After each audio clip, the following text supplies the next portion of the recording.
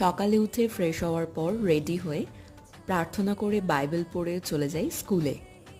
সকালবেলা ঘুম থেকে ওঠাটা আমার কাছে বড্ড চাপের। ভোর ৫টার সময় আমি ঘুম থেকে উঠি, কারণ ৬টা ৫০-এ আমাদের ফার্স্ট বেল পড়ে আর তার মধ্যে আমাদেরকে ঢুকতে হয়।